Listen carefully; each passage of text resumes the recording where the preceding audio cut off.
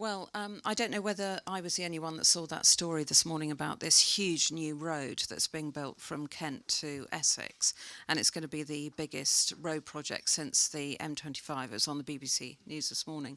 And it's a bit sort of depressing in some ways, because if we're going to be aware of the environment, perhaps we better look to rail.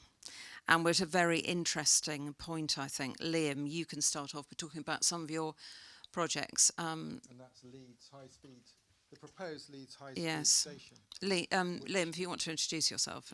Yeah, good morning. Thank you. My name is Liam Harrison. I work for Atkins, and I'm responsible for our stations offer, which, interestingly, we moved out of our rail business and into our cities business 2 years ago, because actually when we design stations these days, clearly they provide connectivity and speed and convenience, but it's more about how they knit into the fabric of the city and what they can do over and above the accessibility they create. And so Leeds, that's actually an image. It's about bringing the proposed High Speed 2 station and integrating it with the existing mainline station at Leeds, and thinking about that opportunity. And we can, the challenge for us as designers is really about how do we build something in an old urban area that's got great history, but how do you keep the railway operational and at the same time create this gateway, interchange and significant new place? So that's what we try and do. And you were talking about the whole issue of collaboration around this and how sophisticated that has to be. Do you want to tell the audience, give them an insight into that?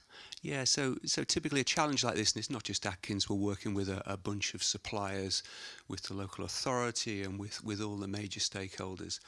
And the first primary skill that I look for is not how good a designer we bring into the team, it's are they able to collaborate and work the right way, because there's probably 3 layers. Do we get the team right? Do we then get the governance correct? And so we've got all the major stakeholders in the room kind of thinking about the right things. And then more importantly, how do our people create the atmosphere and spirit of collaboration that means we can leave all our day job issues behind, so that we can think about Tarquin talked about it in terms of Bath, that shared goal of what we're trying to create, which is more than just an efficient and well-operating station. And that's a real challenge. You think about what Network Rail have to think about in terms of keeping the railway running. You think about the poor operators. The timetable changes over the summer. Small changes lead to big problems. So people who run up railways don't like change. But then we've got to work with planners and the community to make sure that, we do create the interchange that works, the gateway to a place, and this new piece of city. Liam, whenever I think about talking about stations, I think of those wonderful Forster novels where people are always meeting in rail stations, aren't they? And I think the buzz at the moment is that supposedly we're trying to create these spaces where people might have a chance encounter. They might meet some business contact by chance, and that did happen, didn't it, to you, Stuart, the other day? Is that just talk, or are these places going to become extremely vibrant, apart from rushing to get your train? Or is it just talk? I know that Mitsui Fudosan in Shanghai, they're trying to create this thing called My Third Space. And it's somewhere between your home and your office. And it's not just rushing through the space, it's something quite special. I think it's really important. I mentioned I live in Buckingham, so my commute starts with my experience at the local station. And, I used to go via Milton Keynes, and now I go via Bicester because Wi-Fi, I can get a seat, and I've got 45 minutes where I can do really useful stuff, whether it's read a Forster novel or catch up on a presentation I've got to give. It's one of those two things. And then when you arrive and you want to feel like we have got that third space now. We are thinking about how we use our time at stations differently, and we're not all in the office 5 days a week. And that picture of the concourse that will link the two stations at Leeds presents a great opportunity. It's a public space. It's a different high street in the sky, and will mean that as well as catching a train, you can do many different things at Leeds. And one quick question before I move on. The north, I mean rail stations, the new north, it all depends on it. There's a lot of talk about the Northern Powerhouse. Is it going to happen and happen satisfactorily? Well, I think the government understands the importance of connectivity, and stations are key into taking advantage of that connectivity. So we're involved around High Speed 2 in how you create great stations that link up with that new infrastructure. We're also involved up and down the country. The Commonwealth Games coming to Birmingham, Perry Bar, thinking about outer London stations here, and also in the north. And I mentioned Andy Burnham's Town Centre Challenge, and on a lot of high streets, the local station has a big part to play in revitalising those high streets and creating that sense of community and place that we talked about a little bit earlier. And do you want to ask? So, Richard, do you want to introduce yourself to start with? Yeah, so I'm Richard Marsh. I'm the Programme Director for the Temple Quarter in Bristol. And Temple Quarter is, there is this fabulous, one of my favourite stations, Temple Meads, one of Brunel's masterpiece, but the last unmodernised main station in the country.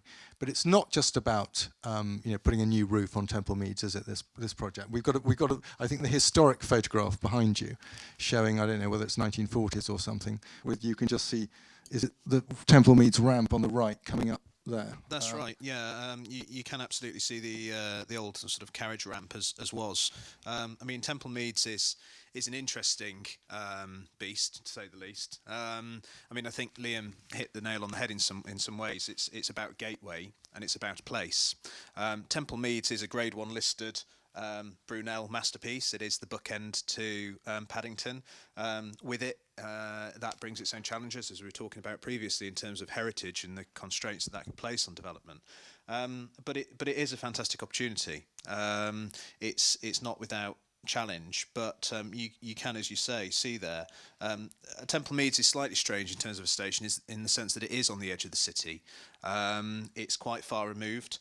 And as you can see from that plan, although it brings a vast number of people in, the rail growth is forecast to go from 12 million to 22 million over the next decade. So vast numbers of people.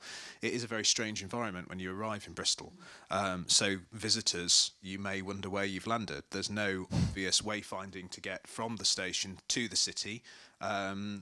You're met by a very cramped station transport interchange. So you come out of you've got to get up a very narrow set of steps. In rush hour, it's a nightmare. You've got to fight your way up that. You've then got a set of very narrow double doors that are now taking over 50%, almost 60% of people out of the northern entrance, and it's literally a set of double doors. So it's a very interesting station in the sense there's so much capacity, so much growth at a Bristol level and a West of England level that we need to address and deliver through this station, but it is incredibly constrained at the same time.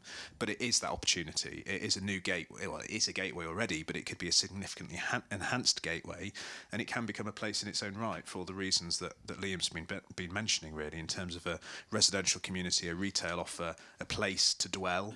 And really it can monopolise on some interventions that are happening at the moment in time in the area in terms of Bristol's collaborative, creative, dynamic nature. It has all the ingredients, but unfortunately at the moment in time, Temple Meads doesn't necessarily allow us to capitalise on those. And what about the land ownership? Because this is a collaborative project, and you've got the university in there as well. Yeah, so we've recently started a piece of work and a master planning exercise based on that area, illustrated by the red line. I mean, as I say, Temple Meads is great, but it's a physical barrier as well, and it's not the only physical barrier. So it constrains development. Future development to the east. As I say, it's not simply the railway, it's also the road, the river, the canal, the fact that the land is marshland. It's not without its constraints. But we are working collaboratively with Network Rail, with Homes England, and the West of England Combined Authority, and also, as you say, the University of Bristol, who have made a significant ownership intervention in the area in order to bring forwards an enterprise campus focused on fundamentally business and innovation-based academia, I suppose, and that opportunity to get synergy between business and academia, and within the vicinity. I mean, there are the immediate area of the station is predominantly in the ownership of the public sector through Network Rail, through Homes England and Bristol City Council. So there is an opportunity to affect change if the partners are able to work collaboratively together. How comfortable are you feeling about investment? Because, you know, we're not living in the great Victorian age of railway building and stations.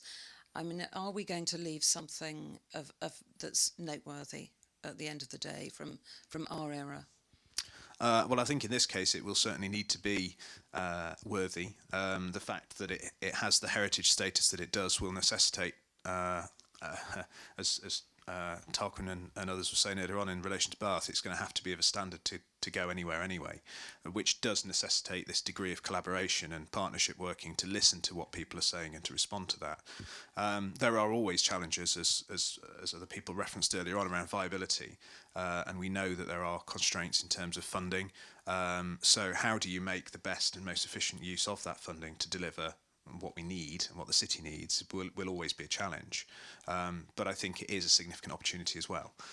So that point of viewing these things as opportunities rather than constraints, I think is the right way to go. So can I just ask you to just explain that picture behind us with the canal and how that's going to link in? So this area is effectively the existing Temple Quay, which was effectively going back to the aerial photo that you showed previously, was the area of the previous warehousing related to the railway. That was, I think, significantly unlocked by the Urban Development Corporation in the late 80s, early 90s. It's been very successful in terms of attracting large-scale business occupiers into the area. But as you see again, and it's reflective of the conversations that have been had today, it's very much a monoculture. It is office. The retail offer is, quite frankly, dreadful, as it is at the station as well. So there is no reason necessarily for people to dwell. It has improved in recent times, but there's also a residential community which actually exists just off the picture, which is a very historic residential community, but it's extremely deprived. And Bristol is a city of two sides in a way, in terms of extreme wealth and success, but also deprivation. And I think what this demonstrates to some degree is the fact that although this arguably has been regeneration, it has been successful, what it hasn't done is address that point around social inclusion and making sure that the whole city benefits from redevelopment. So it's a good example of success in some ways, but perhaps not in the way that we would do it today in terms of true placemaking and inclusive growth. So perhaps that's a good point to bring in Alexandra Reitman from Old Oak Common. Do you want to introduce yourself and just talk about how this enormous project is going to address social inclusion, if you like, and go well beyond a monoculture of just more offices and sheds for logistics, because that site there has obviously got a lot of logistics and shed buildings on it.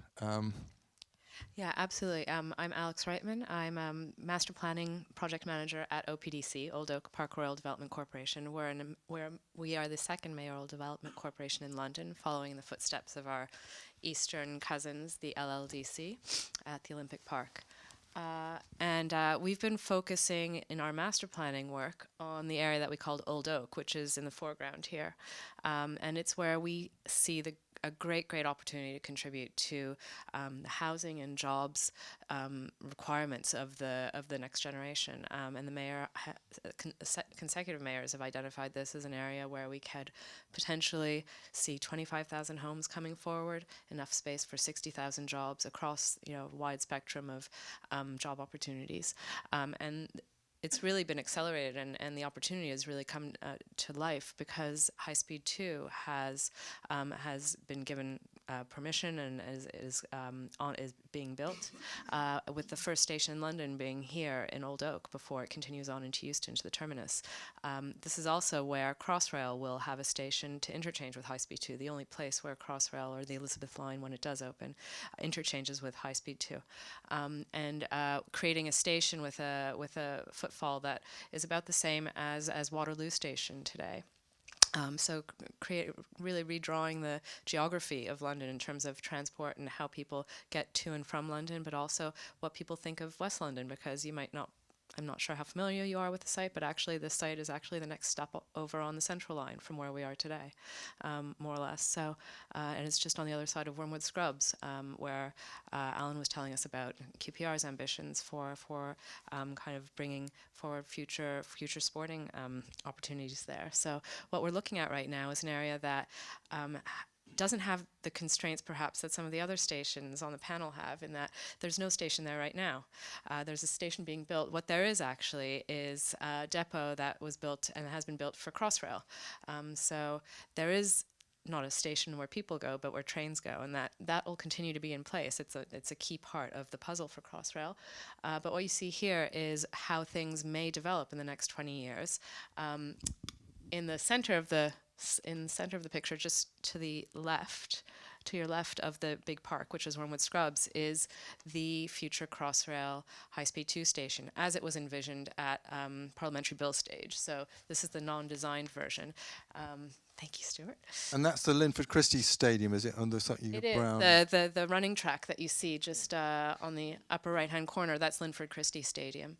I'm a holdover, I think, from the 1912 Olympics, something like that. And then we're sitting in a building just to the left, or to the right rather. So in terms of rail, High Speed 2 and Crossrail are steaming ahead with their designs for the station. The mayor has empowered us to think about, well, what kind of opportunities does this create for us in terms of placemaking, in terms of creating homes, and creating communities, and not only creating new communities, of which there'll be a tremendous number of new people joining the area, but how do we allow the people who are living in the area to benefit to the greatest degree possible from all of this. Now, you'll have seen from the aerial photo before, there aren't many people living actually on the sites that we're talking about, but there are many people around those sites. They've been cut off from those sites by a lot of physical infrastructure for the past 60, 80 years, whether it's canal, rail, roads. And so those sites have been prime real estate actually for more industrial uses, for Car Giant, the largest secondhand car dealership, I think, in the UK. And then just beyond in the background of the pictures, you have the Park Royal Industrial Estate. So within our area is actually the industrial heart of London as well, and that will continue to grow and is pretty much at full capacity, continues to have great demand, and we see that as a great asset on our doorstep. But in terms of community, our immediate community are businesses that some want to stay in the area, some think there's opportunities to go elsewhere, but we do need to accommodate them. But on the periphery, we have some really deprived communities, or communities that haven't had as much of an opportunity to see regeneration that we've seen in other parts of London, in East London, for example, in South London, where we've seen great investment and development in the South Bank and in Vauxhall Nine Elms, and around King's Cross, which is one of the areas that we really look to as seeing an opportunity to learn from all of the successes they've had and how they've addressed many of the challenges that we share with them. And so we have the communities of Harlesden and Brent, we have White City to the south, and we're at the really beginning of our journey with the communities. We've put forward a local plan. It's gone into the inspector to go through the final stages of approval.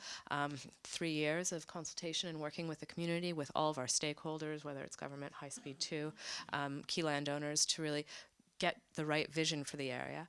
And at the same time, we've been working with our consultants, ACOM, and a whole series of sub-consultants, as well as High Speed 2 and their team, to really think about how we start to see change happening in this area, and how we make sure that we are investing in the right infrastructure to allow these communities, these high streets, these places to really come to life.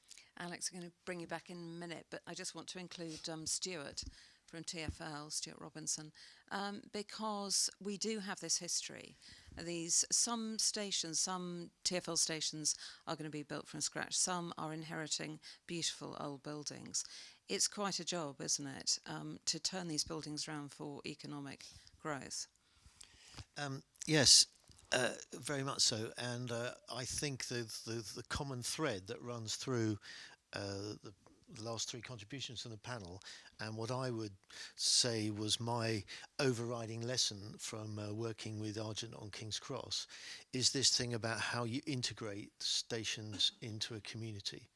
That's something that worked really well at King's Cross because of an understanding about the public realm and getting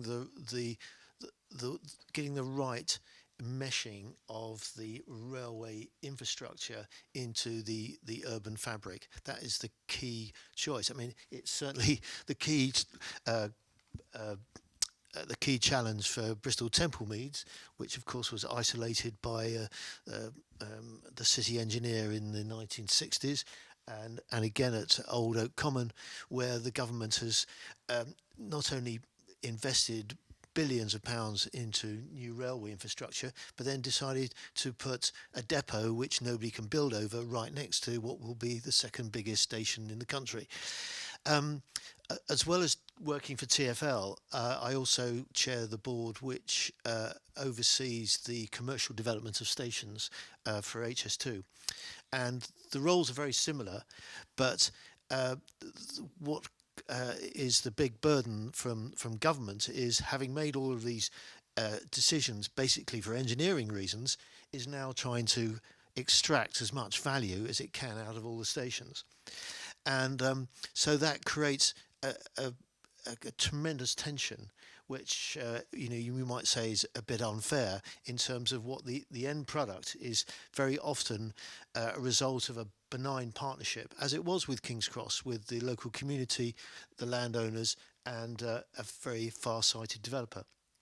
So coming back to TfL, where I'm overseeing the development of 70 odd stations, most of them around 70 odd development sites, most of them around stations, where housing is a vital part to try and create hubs, more a community-based type offering through the stations into these areas, which will help reinforce the growth of London through its role as a polycentric city. So most of the central area of London has happened, but out with most of these 80 sites are out in zones 2 to 6, where they will be, where there is the most growth happening in London, and also where we need to create new places. Because we create new places successfully, we can attract both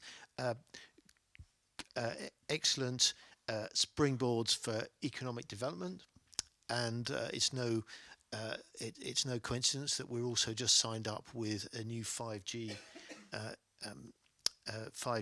provider for fibre optic cables, but also if creating places which provide the sort of focus where people want to live.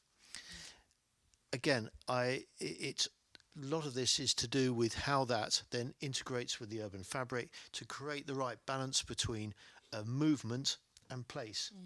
That's an essential thing to get right, because people are using these stations, but at the same time you want them to dwell, and so you need to set the right standard, right opportunity for the people to do that. And if they dwell, they spend money, and the commercial happens as well. Stuart, just tell the audience a bit about your research that you carried out with Jan Gehl while I get down to ask questions. Yeah, most of my career I've worked with CBRE, and as I developed over 30 years, my increasing interest was in placemaking, and I was a big fan of Jan Gehl, having introduced him to the Crown Estate and involved him on Regent Street. And what the lesson I learned from him really was, well, the big story really about he had the good fortune to marry a psychologist, and as he was studying for architecture, his wife said to him, "Why don't architects design for people?" And to which he said, well, of course, we design for people. That's exactly what we're all about. He said, well, if you did, then you wouldn't put aberrations up like this and this and this and this. And so he got thinking, and he thought the design focus should actually be people first, space, then buildings. And I think using that as a way of looking at any sort of placemaking, whether it be around stations or in town centres or even stadium, it's all to do with the human experience and the human condition as how you wander around space, which provides that that great test about whether you enjoy it or not. And then with my research, we then measured that against how that affected real estate values. So we tried to measure up the human experience, the benefit which well-designed placemaking provided to real estate values in a nutshell. Okay, great. Any questions? Yes.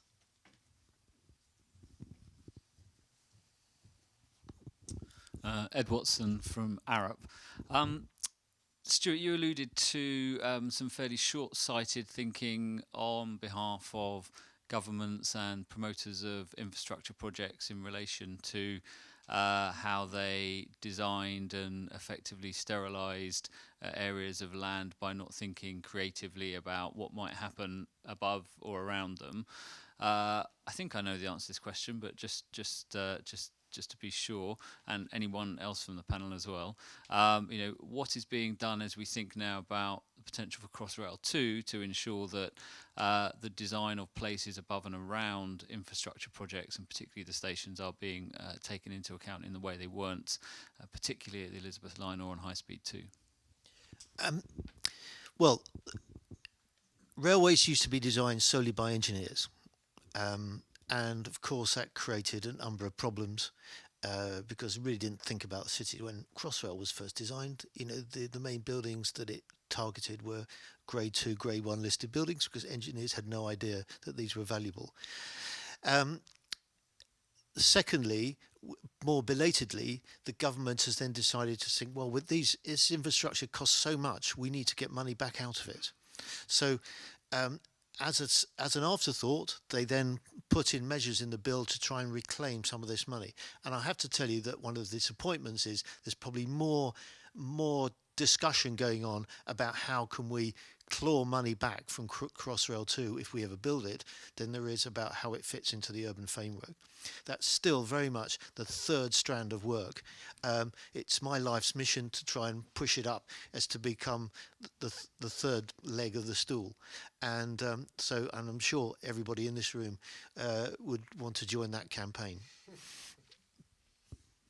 I think from our perspective, I won't defend government, but I think government's it's a big entity. And we've encountered advocates, whether it's at High Speed 2 or DFT or at CLG, who do recognize, perhaps belatedly, certainly belatedly, the benefits that something like investment in High Speed 2 bring. And I think we, with some of our partners, and are continually trying to enlighten those who aren't enlightened, or bring up the agenda kind of the understanding of what the bigger picture is, which is, yes, we're investing billions in this high-speed rail, but why are we doing it? Well, we're doing it for very good, sound economic reasons, not least to improve the lives, job opportunities, education opportunities for so many people up and down the line. We can't do that if all you can do is show up at a station but have nowhere to go, have no reason to go to the station, no reason to leave the station. Then you've just sunk a lot of money in just a station. And so it is working with and supporting those people who are who get it to promote those discussions and to, whether it's clawback or whether it's the pounds that matter. It's working with the people that Stuart works with on the commercial side of things to recognize, well, you do have a piece of land there. You do want to do something there rather than just leave an empty cutting. Why don't we make a place? Why don't we see how we can create some buildings and some value, not only economic value, but community value and value for the future generations, whether it's opportunities to bring in institutions and create make Old Oak a place that people know about because there is some kind of educational institution here, because there are jobs, because there are headquarters, because there's a great park or a great school, as well as housing for all generations. But it is working with and continuing those conversations with the people who do get it, and helping them kind of provide a counter voice to the engineers who have a really firm deadline that they're trying to work towards. Yeah, final pragmatic points have two red lines. One is protecting the railway assets around the station, quite tightly drawn, but the second is, and I think I saw it from Bristol, a wider red line that sets the parameters of place. But in Crossrail 2's case, kind of we've lost the battle already. I think Tottenham Hale's happening well ahead of any scheme, so the big as soon as schemes are mooted, developers speculate and things happen. So we have to think a lot earlier in the piece about how we bring everyone together before we draw lines on a chart, because things happen straight away. Okay, another question? Anyone? Maybe that's a good time to stop. Just no questions. Yes, so Ben Heath from Grimshaw Architects. Station development is obviously a amazing driver for regeneration and growth. But we're actually working on two of the HS2 stations, the Curzon Street in Birmingham and Euston, and they're taking different approaches to the serious issues of severance and disconnect that actually they bring to public realm and neighbourhoods. Curzon Street is more of the grand central traditional station, but looking at the future of ticketless environments, such that the concourse and station environment is almost like a street, whereas Euston is obviously a big over station development where you're creating public realm over the top of the station that links neighbourhoods. Just interested whether any of the panel think which is the best approach or issues with either.